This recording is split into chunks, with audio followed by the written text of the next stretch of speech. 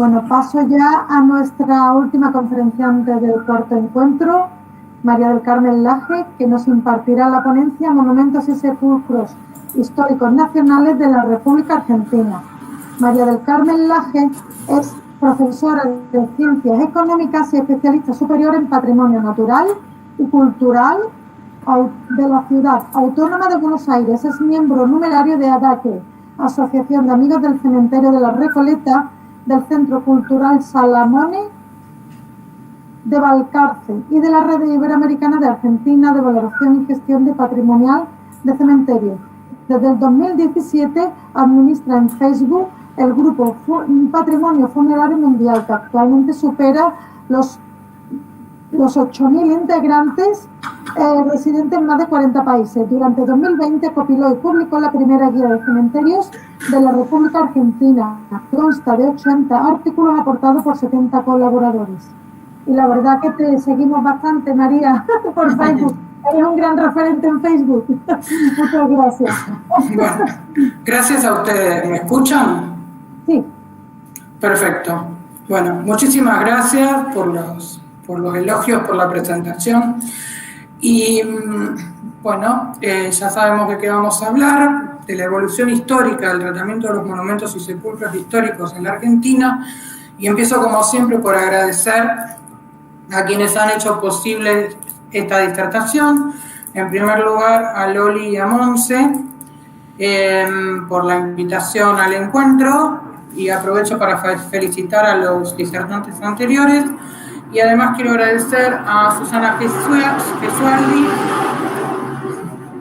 Diego tiene la suerte de estar cerca de un aeropuerto, yo tengo un colectivo que pasa por la puerta. Bueno, les decía que quería agradecer a Susana Gesualdi, a María Elena Tuma, a Carlos Messi y a los miembros de mi grupo de Patrimonio Funerario Mundial, que son los que aportan gran parte del material con que hago mis investigaciones.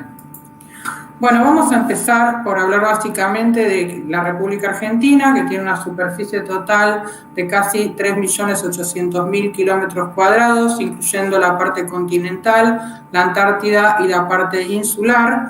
Jurisdiccionalmente está dividida en 23 provincias y la Ciudad Autónoma de Buenos Aires, que es nuestra capital federal.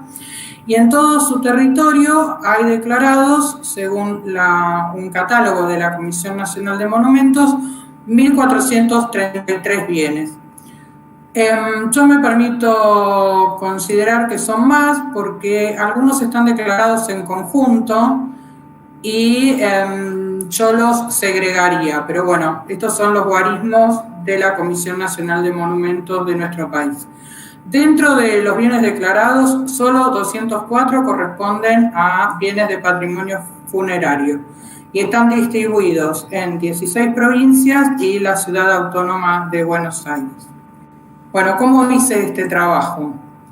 Lo vengo haciendo desde hace tiempo, pero en realidad básicamente tomé un listado, un catálogo que nos presentó la Comisión Nacional de Monumentos el año pasado, hecho en Excel, y lo chequeé, lo punteé contra las leyes y decretos nacionales que me fueron provistos por Susana Gesualdi y Carlos Messi. Y además, desde investigaciones anteriores, vengo trabajando con el libro Sepulcros Históricos Nacionales del Dr. De Masi y también actualmente con la primera guía de cementerios de la República Argentina. Bueno, para fundamentar por qué digo que son más de 1.433, les presento esta declaratoria del año 2010, donde vemos que se declara Monumento Histórico Nacional a un conjunto formado por la Catedral Basílica Nuestra Señora de las Mercedes, su cripta y la casa parroquial. O sea, tranquilamente podríamos considerar que son 3 bienes distintos, y de hecho, en mi opinión, lo son. ¿Y por qué elijo para aclarar mi punto de vista? Porque además en la imagen estamos viendo una foto de la cripta, y esta cripta es la única cripta funeraria que tiene declaratoria de Monumento Histórico Nacional en nuestro país. Esta cripta fue proyectada en el año 1938 por el arquitecto noruego Alejandro Kristoffersen, y bueno, fue hecha para los benefactores de este templo, que fueron el señor Saturnino Unzue y su esposa Inés Dorrego.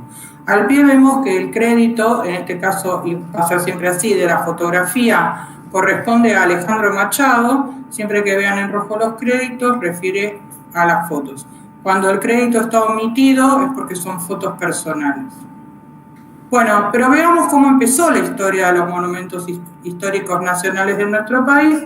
El primero en declarado fue en 1910 y el honor le correspondió a la casa natal de Domingo Faustino Sarmiento en la ciudad de San Juan, ubicada en la provincia homónima. Para los que no lo saben, Domingo Sarmiento es uno de nuestros próceres controvertidos, fue presidente y a él le debemos la ley de enseñanza pública, entre tantas otras cosas en nuestro país. Bueno, transcurrieron algunos años, hubo algunos decretos más, pero lo interesante se genera en el año 1938, cuando durante la presidencia del doctor Roberto Marcelino Ortiz se crea la actual Comisión Nacional de Monumentos. Nunca encontramos el decreto escrito, pero bueno, aparentemente el mítico decreto existiría, pero 2 años más tarde se formaliza la creación de la comisión por la ley 12.665, que es como la carta orgánica de la misma. Lo interesante aquí, lo vemos en su artículo 1, que la nombra como Comisión Nacional de Museos y de Monumentos y Lugares Históricos. Los museos fueron segregados en el año la década de 1980, a fines de la década de 1980, se creó la Dirección Nacional de Museos. Por lo tanto, vamos a ver que después pierde, hay que cambiarle el nombre porque ya no estaban en su jurisdicción. Bueno, la comisión, tanto en ese momento como ahora, dependía del Ministerio de Justicia e Instrucción Pública. Con los años se les van cambiando los nombres a estos ministerios, pero es lo mismo. Y sigue estando integrada por un presidente y 10 vocales, quienes ejercen ad honorem, o sea, no cobran, salvo en este caso, tengo entendido que la presidenta actual de la comisión sí cobra y algunos miembros, pero en general este cuerpo colegiado no cobra, lo hacen voluntariamente, y son designados por periodos de 6 años, pudiendo ser reelectos. Hoy la Comisión Nacional se llama exactamente así, Comisión Nacional de Monumentos, de Lugares y de Bienes Históricos. Y esto es así oficialmente desde el año 2015, cuando se promulga la ley 27.103, que modifica a la del año 40, sustituye el título y además presenta una cosa muy interesante para nosotros, que es aparecen tipificaciones distintas a Monumento Histórico Nacional. O sea, se abre esta cuestión, no todos los bienes van a ser declarados monumentos históricos nacionales, y de hecho acá aparece por primera vez en la ley formalmente la categoría de sepulcro histórico nacional. Hoy esta comisión está integrada, como dijimos, por un cuerpo colegiado y un equipo técnico multidisciplinario.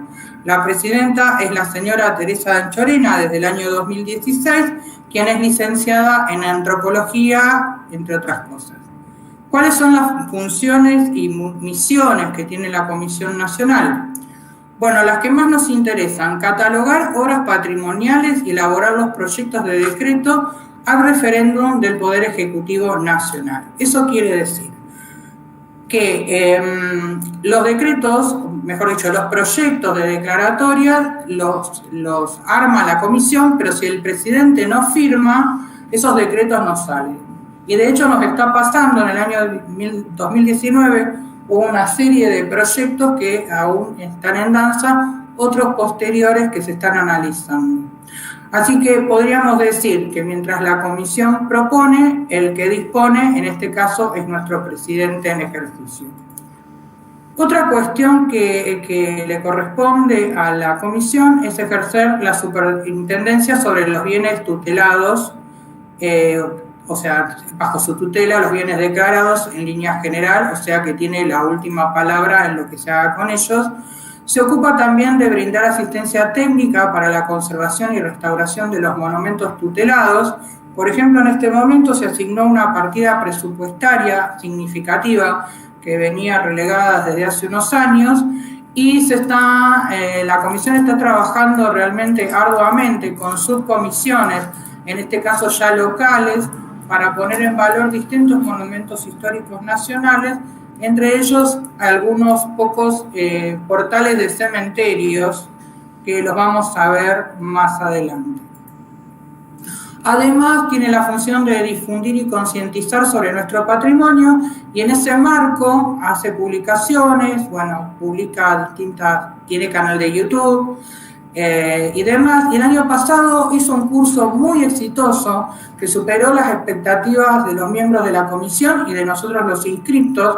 Más de 22.000 personas participamos de estos cursos que consistieron en 2 clases semanales de entre 2 y 3 horas durante 3 meses. En total fueron 20 clases y los que quisieron hicieron unas pruebas y se emitieron certificados.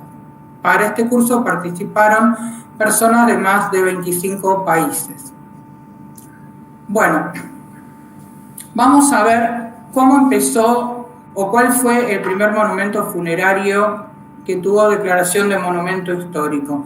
Acá lo vemos emplazado en el cementerio de la ciudad de Chascomús, el primer cementerio. Este cementerio era de 1825, estaba muy cerca de la laguna de Chascomús, lo que producía que se erosionara un sector o un lateral del cementerio y se perdieran sepulturas y hubo que trasladarlo. Esto es lo que conocemos como el Mausoleo de los Libres del Sur. Uno de los que intervino y perdió la vida en esta batalla fue un miembro de la familia Lastra. Por eso la familia, 50 años después de esta contienda, erige este maravilloso mausoleo que lamentablemente no pudimos averiguar quién es el escultor. Hoy lo vemos así. El cementerio fue trasladado, pero el mausoleo quedó. Está en un espacio público y acá, abajo de los árboles, esa línea celeste, es la laguna. Entonces, este es el primer bien funerario declarado entonces monumento histórico y esto pasó en el año 39, o sea, todavía no había salido la ley del 40. Un decreto que quiero analizar ahora con ustedes o contarles un poquito es este del año 46. En él no hubo otras declaraciones, por lo menos recuerdo en este momento otro que declaró 2 bóvedas en Recoleta, o sea, no 2 bóvedas, 2 sepulcros en realidad, porque a lo que se refiere es a los restos sepultos. A los restos sepultos, quise decir. Bueno, este decreto tiene la peculiaridad de ser un decreto ómnibus.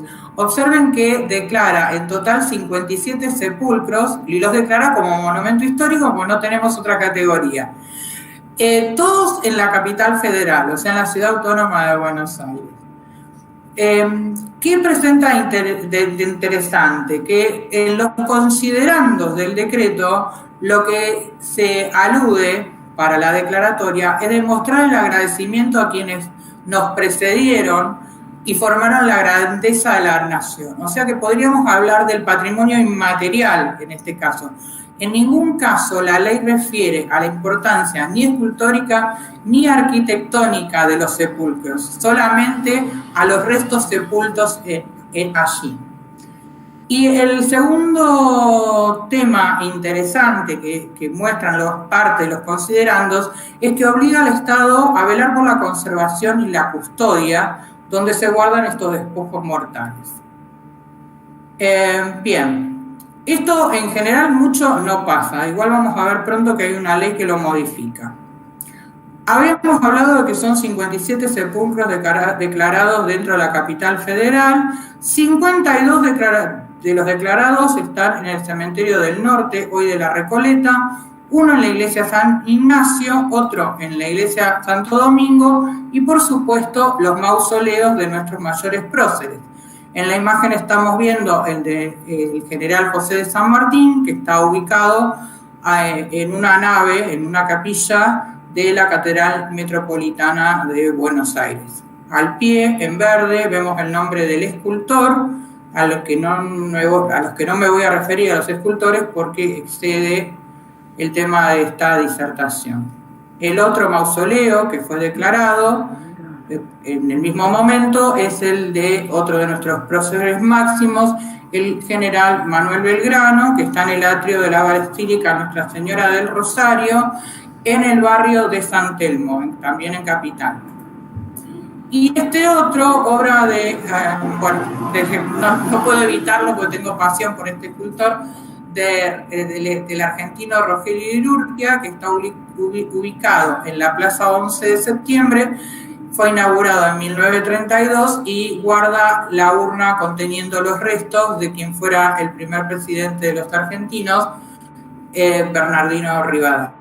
Este sepulcro, que lo vamos a ver en una foto más actual, hace unos 5 o 6 años fue puesto en valor. Como está en un espacio público, generalmente es vandalizado, carteles, pegatinas, graffiti, todo tipo de falta de respeto.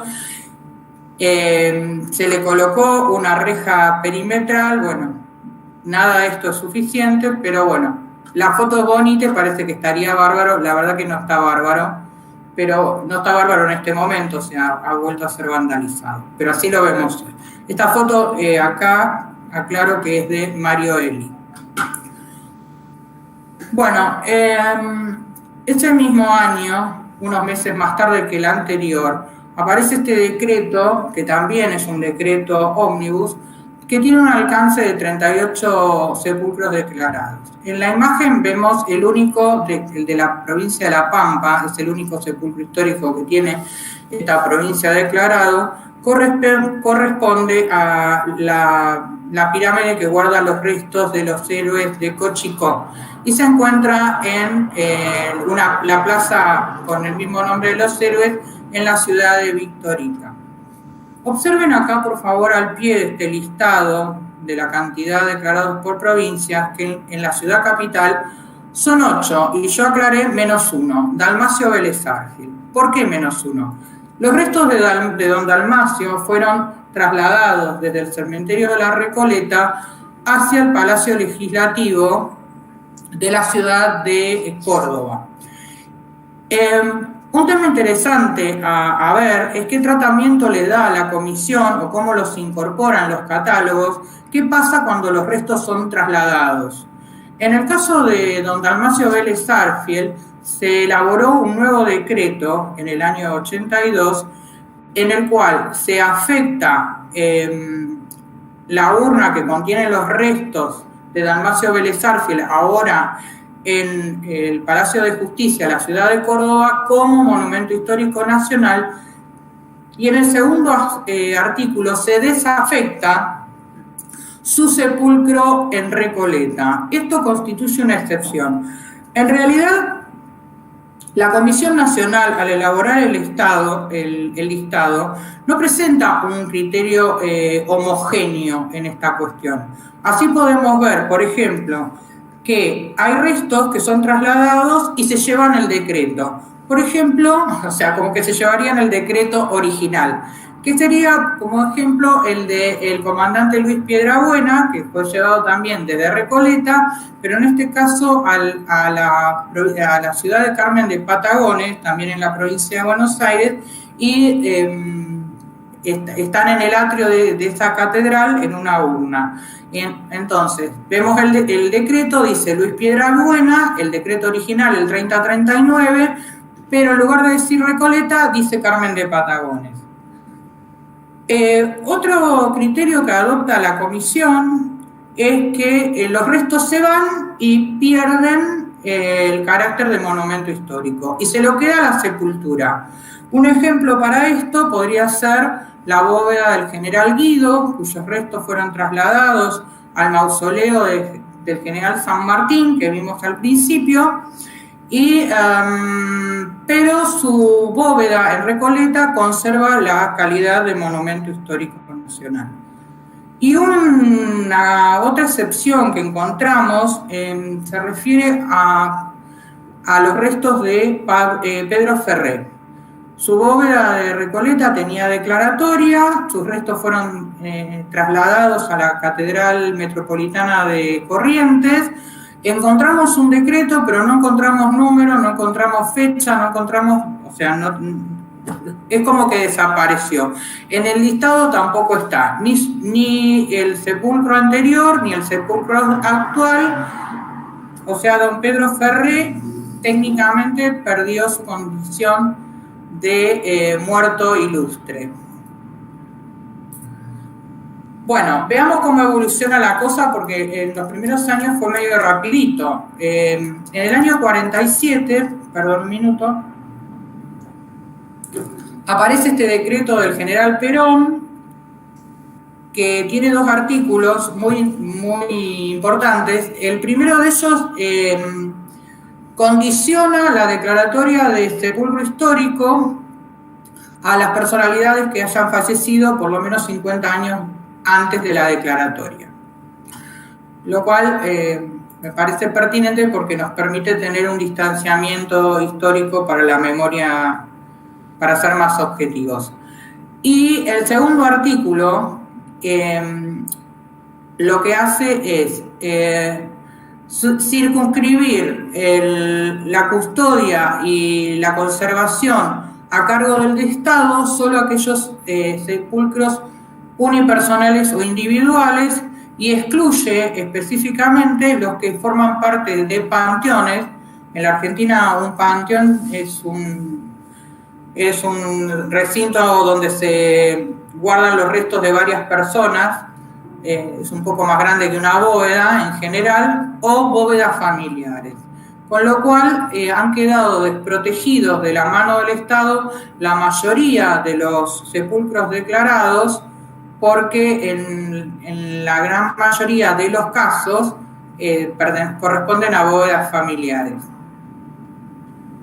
En el año 76 aparece la primera declaratoria como sepulcro histórico, tipología que no va a existir en la ley hasta el año 2015. Sin embargo, fue el primero, hubo otros antes de que se modificara la ley original, pero lo interesante de este es que entonces es el primero y corresponde a el coronel Wisowski, que se encuentra ubicado en un nicho de la Galería 21 del Cementerio de la Recoleta.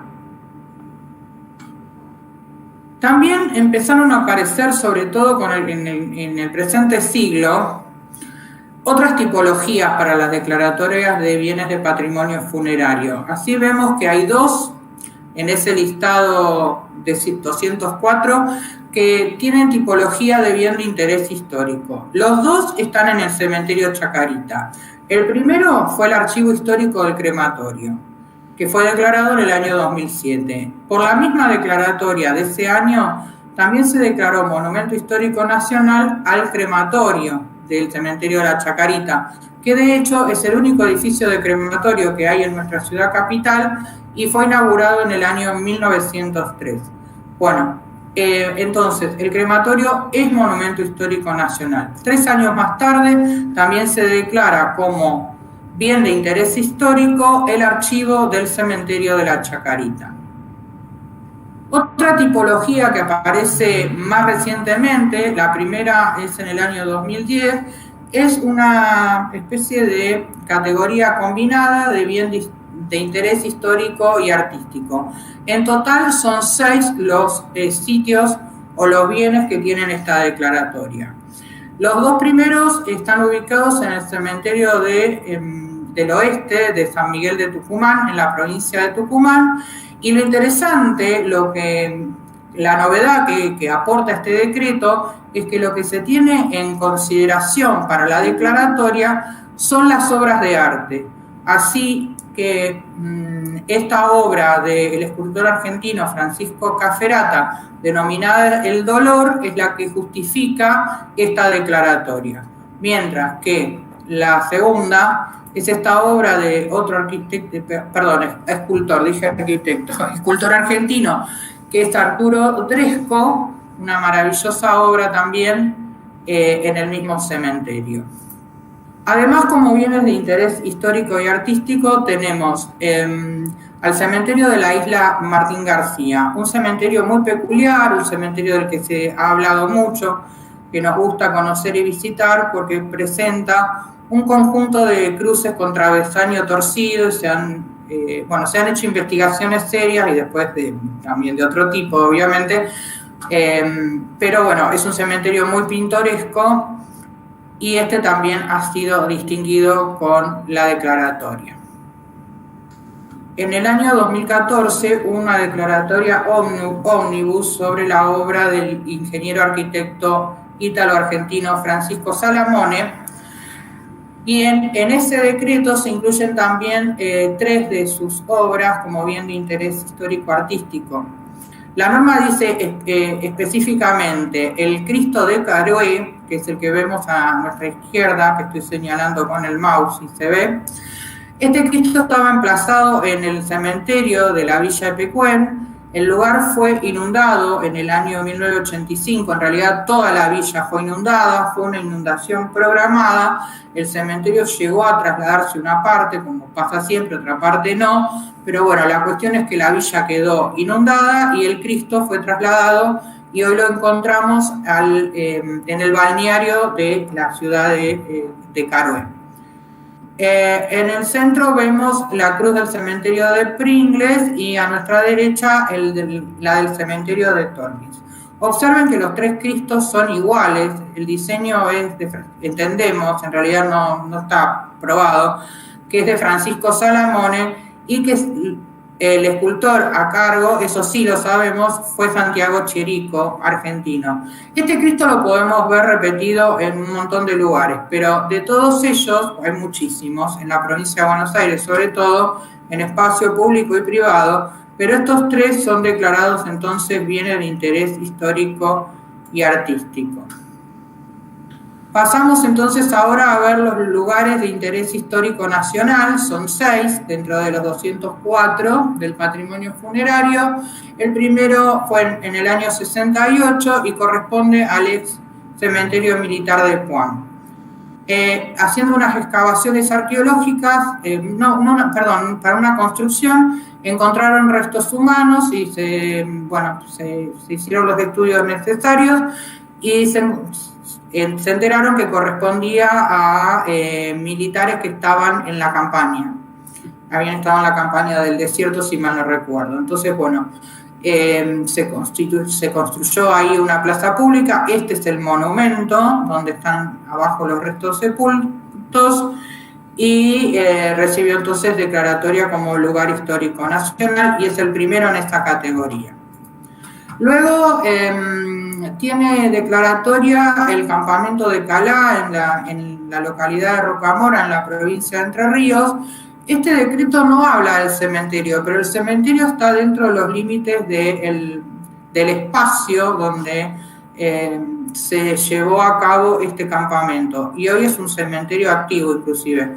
Por lo tanto, consultado el historiador Gastón Bouet, que es quien se ocupa del campamento de Cala, me dijo que hizo la consulta con la comisión y sí hay que considerarlo al cementerio como monumento histórico justamente porque está dentro del predio reconocido. En el año 89 el cementerio de La Verde, este es un cementerio muerto, lo poco que queda de él, en realidad prácticamente un monolito, que dice algunos de los caídos que fue en esta zona. Está, como les decía, adentro de un espacio privado, con lo cual es de muy difícil acceso, pero bueno, tiene su declaratoria.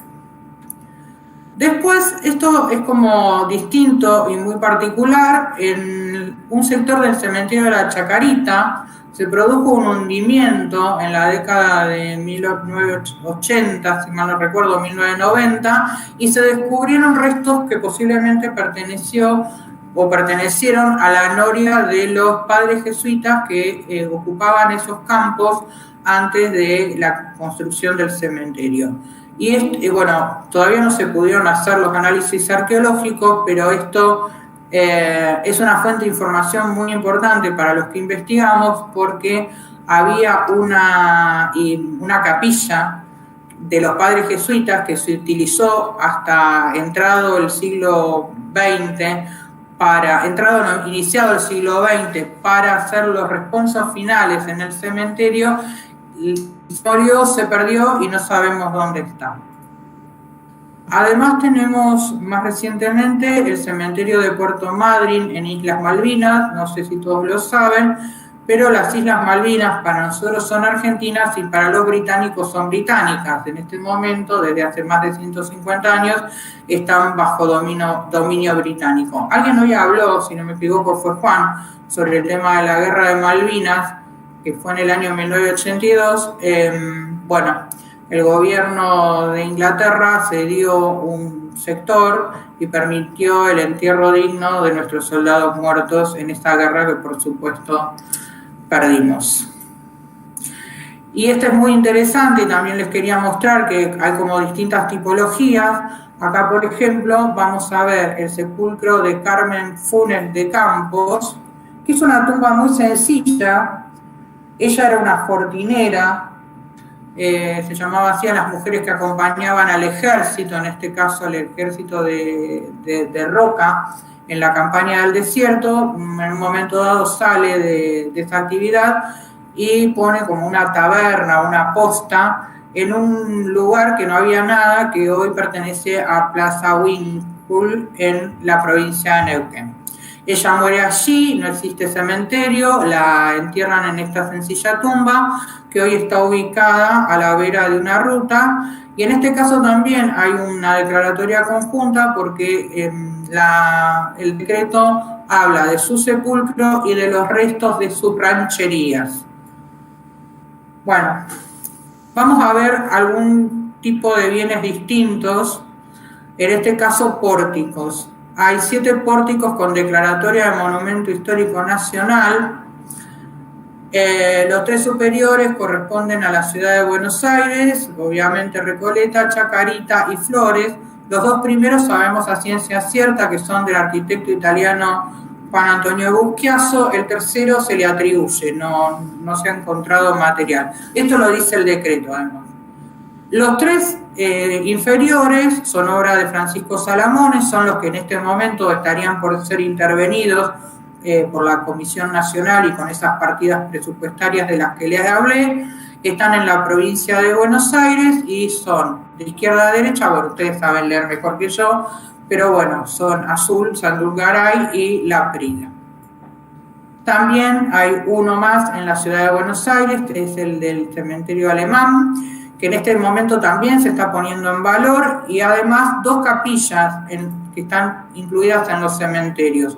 Una es esta que vemos ahora, del cementerio alemán, y esta segunda es la del cementerio británico. Estos cementerios están pegaditos, uno al lado del otro, también en el barrio de Chacarita. Ambas también en este momento están siendo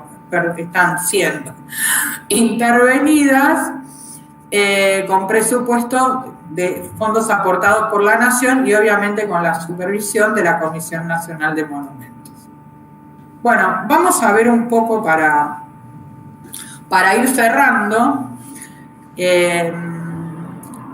cómo están distribuidos estos 204 bienes declarados dentro del patrimonio funerario. Bueno, vimos los 2 que son bienes de interés histórico, que son los 2 archivos de Chacarita. Los bienes de interés histórico y artístico, que vimos que son variados, pueden ser esculturas o pueden ser cementerios en particular, etcétera. 6 lugares, y después la comisión, en realidad no la comisión, el listado de la comisión no dice esto, estos números los saqué yo de las normas. Serían 108 monumentos históricos y 22 sepulcros. Según la comisión, los sepulcros son 113. No me puse a analizar sinceramente cómo los habían calculado. Algo que nos puede llamar la atención a priori y parecernos incluso una injusticia es que más del 50% de estos bienes declarados se encuentran en la Ciudad Autónoma de Buenos Aires, que tiene un total de 126. Ahora bien, yo les voy a dar mi parecer justificando estas declaratorias.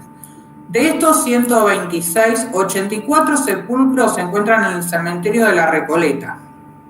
O sea que en el resto de los cementerios hay muy pocos. Chacarita tiene declarados, no me acuerdo, pero son menos de 20, entre unas categorías y otras.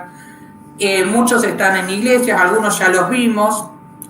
¿Y por qué hay tantos declaratorias en Recoleta? Recoleta viene a suplir de facto lo que nunca se llegó a concretar, que es este proyecto del arquitecto Carlos Zucchi de 1831. Este iba a ser nuestro panteón de ciudadanos ilustres, o sea, nuestros próceres. Esto nunca se concretó. Recoleta es de 1822 y en general la mayoría, no digo todos, pero un porcentaje elevado de nuestros próceres independentistas están sepultados en La Recoleta. Bueno, me voy a despedir con esta imagen aérea del cementerio de Puerto Darwin, un lugar muy entrañable para nosotros. Muchos de nuestros soldados todavía no sabemos, no pudimos reconocerlos, en muchos casos son tumbas NN, así que tiene un gran valor. Agradezco mucho a toda la audiencia y especial si sobrevivió alguien en YouTube, le mando un cariño muy inmenso. Gracias a todos por la paciencia y espero no haberlos aburrido.